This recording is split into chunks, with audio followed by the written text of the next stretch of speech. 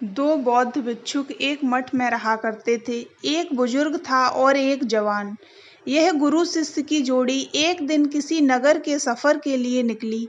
यह दोनों जिस नगर में जा रहे थे उस नगर के प्रवेश द्वार पर एक बड़ा सा गेट था। यह गेट शाम को एक निश्चित समय पर बंद कर दिया जाता था। इन दोनों को उस नगर में बहुत जरूरी काम था, इसलिए वह किसी भी तरह गेट बंद होने से पहले उस नगर तक पहुंचना चाहते थे।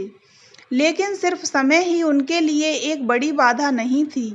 एक और बड़ी बाधा थी इस नगर के रास्ते में आने वाली एक नदी।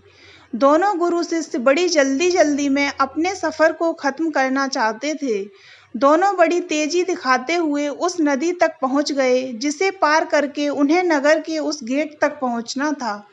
बारिश का मौसम था, इसलिए सामान्य रूप से जितना उस नदी में पानी होता था उससे कहीं ज्यादा था।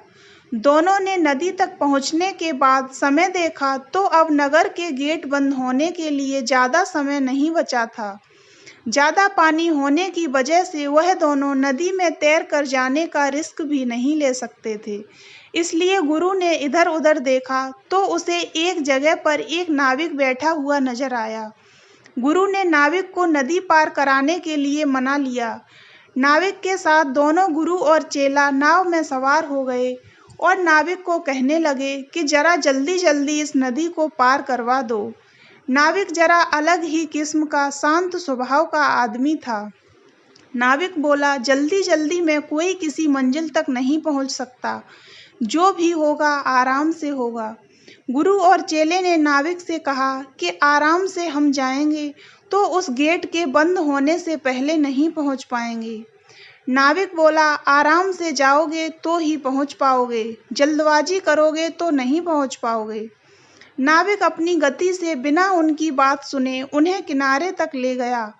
किनारे पर आते ही गुरु और शिष्य ने बहुत जल्दबाजी दिखाई और वह गेट की तरफ दौड़ने लगे।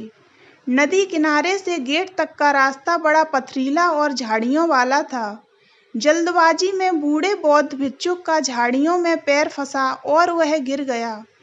गिरते ही पत्थर से उसके सिर पर घाव बन गया और काफी खून बहने लगा। शिष्य ने, जो आगे निकल चुका था, वापस आकर अपने गुरु को उठाया और उनका घाव साफ किया। उन्हें बिठाया, तब तक नगर का दरवाजा बंद हो गया।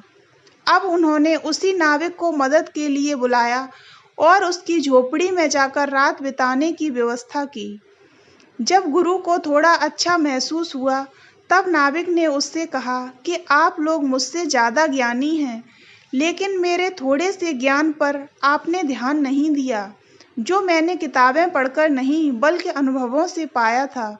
अगर आपने मेरी बात मानकर आराम से गेट की तरफ गए होते तो आज आप मेरी झोपड़ी में रात बिताने के बजाय नगर में आराम से रात बिता रहे होते। दोस्तों, हम भी अपने जीवन में इसी तरह ज़रूरत से ज़्यादा जल्दबाजी दिखाते हैं और इसी जल्दबाजी में हम कुछ ऐसी गलतियां कर बैठते हैं जो खुद ही हमें अपनी मंजिल तक पहुंचने से रोक देती हैं।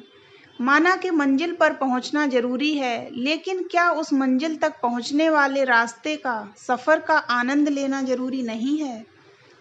तो दोस्तों, अगर आपको ये कहानी अच्छी लगी हो तो वीडियो को लाइक करें और ऐसी ही अन्य कहानियों के लिए हमारे चैनल को सब्सक्राइब करें।